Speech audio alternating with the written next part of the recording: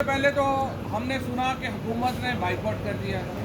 आज सुबह जब अटॉर्नी जनरल पेश हुए, उनके साथ फारूक नाइक पेश हुए, उनके साथ अकरम शेख साहब पेश हुए, तो अदालत ने उनसे एक स्पेसिफिक सवाल पूछा कि हम तो मीडिया में पढ़ रहे हैं कि आपने बाइकआउट कर दिया है, तो अब आपकी क्या पोजीशन? और तीनों ने ये कहा कि नहीं सर, ये मीडिया ने गलत रिपोर्ट किया है, हम तो बाइकआउट नहीं कर रहे, हम तो बड़ा एहतराम करते हैं। और उसके बाद जज साहब ने कहा कि अलामिया पढ़ लें। उन्होंने कहा नहीं अलामिया भी ना पढ़े, उसको छोड़ें, आप जो है वो हमारे आर्गूमेंट सुने और हमारे कुछ आर्गूमेंट्स हैं। तो पहले इन 2 दिनों में या 3 दिनों में हुकूमत ने जो पोजीशन ली थी मीडिया के ऊपर कि हम बाइकआउट कर रहे हैं, ये हुकूमत उससे पीछे हट गई। उसके बाद ड्यूरिंग दी आर्गूमेंट्स उन्होंने कहा कि जी जस्टिस फायज़ ईसा साहब का जो फैसला है उसके ऊपर जो सर्कुलर आया है रजिस्ट्रार साहब का वो दुरुस्त नहीं है, तो आप ये मुकदमा हॉल्ट कर दें। और तीसरी पोजीशन उन्होंने ये ली कि नहीं जनाब, आप इसके ऊपर फुल कोर्ट बना दें। तो फिर जज साहबान ने ये सवाल पूछा अटॉर्नी जनरल साहब से कि आप बताइए, पहले अपना जहन क्लियर करें कि आप चाहते हैं कि ये मुकदमा पोस्टपोन कर दिया जाए या कि हम फुल कोर्ट बनाएं। उसके बाद अटॉर्नी जनरल साहब ने कहा कि उसके बाद खैर उनको जवाब नहीं आया कि मैंने फौरी तौर पे क्या बात करनी है।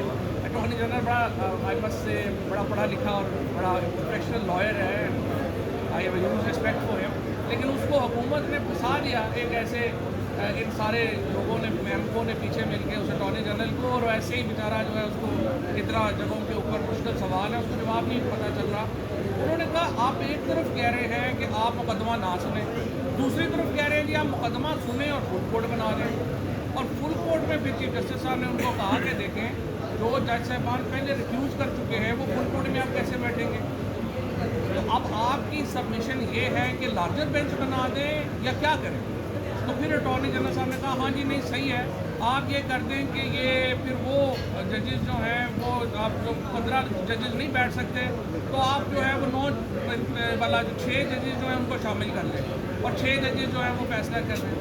तो फिर जस्टिस मुनीब साहब ने ये कहा कि अब आप एक जहन बना के आए हमारे पास कि आप क्या चाहते हैं कि मुकदमा रोकना है या हमने 6 जजेस के साथ केस सुनना है। हमने ये उन्होंने कहा हम नोट कर लेते हैं। उसके बाद जो सबसे आज मैं समझता हूँ कि किसी भी हुकूमत के लिए शर्म से डूब मरने का मुकाम है कि आज 2 सेक्रेटरीज पेश हुए, सेक्रेटरी डिफेंस और सेक्रेटरी फाइनेंस। उन्होंने जो रिपोर्ट पेश की है उसमें उन्होंने कहा है कि ये मुल्क डूब चुका है, ये बाकी पंजाब जो है उसके अंदर सिक्योरिटी अलर्ट इतना ज़्यादा हो चुका है कि हमारी कमर टूट गई है, फाइनेंशियल क्रंच इतना बड़ा है कि पाकिस्तान जो है इज़ अ फेल्ड स्टेट, और 20 अरब रुपया भी हमारे पास नहीं है इलेक्शन के लिए देने को। ये फाइनेंस सेक्रेटरी जो है उसकी रिपोर्ट है। और सेक्रेटरी डिफेंस साहब ने आके बताया है कि हमारा मुल्क जो है वो बिल्कुल इतना बनाना रिपब्लिक है और इतना हम सिक्योरिटी के लिए जो है वो हमारा मुल्क ख़त्म हो चुका है, जिसमें कोई सिक्योरिटी है ही नहीं किसी की, कि यहाँ इलेक्शन जो है वो होने बड़े मुश्किल है। तो उस पर जज साहब ने उनको ये याद दिलाया है कि देखिए, पाकिस्तान के आइन में नामजदगियों पर हुकूमत नहीं चलती है, इलेक्शन ही होने हैं, ये कॉन्स्टिट्यूशनल ऑब्लिगेशन है आपकी, और इस कॉन्स्टिट्यूशनल ऑब्लिगेशन को पूरा करने के लिए आपने जो कुछ करना है वो आपको नीयत दिखानी होगी, और उम्मीद यही है कि ये नीयत सेक्रेटरीज जो हैं दिखाएंगे।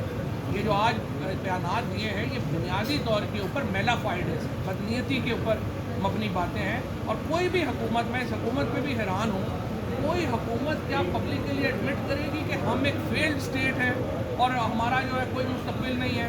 और फिर अटॉर्नी जनरल साहब ने कहा है कि जी नहीं, अगर पूरे मुल्क में इकट्ठे हो जाए, तो उस पर चीफ साहब ने कहा कि इकट्ठे होने में सबसे बड़ी रुकावट तो फेडरल गवर्नमेंट ही है, आप फेडरल गवर्नमेंट करवा दें इलेक्शन जो करवाना चाहते हैं।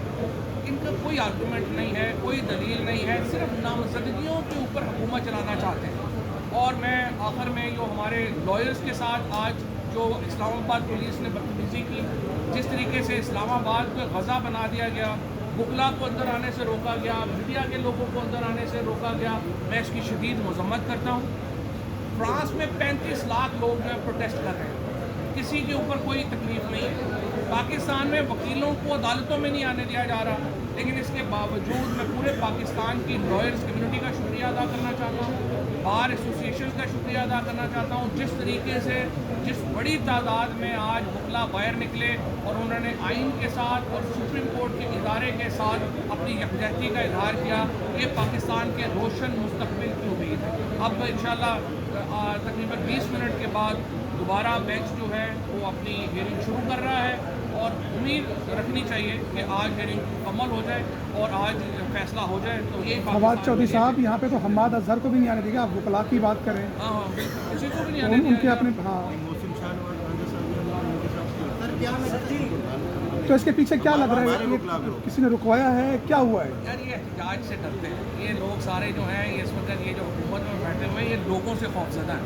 ये तो बाहर बैठ के जाके खाना नहीं खा सकते, ये लोगों को काम बन गया तो क्या कहेंगे?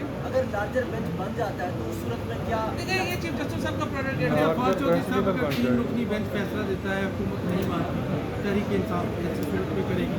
नहीं, अपना बात यह है कि हमारा जो आइन है ना उसके अंदर बाइकआउट, हुकूमत का ना मानना, ये कॉन्सेप्ट हमारे आइन के लिए अजनबी है।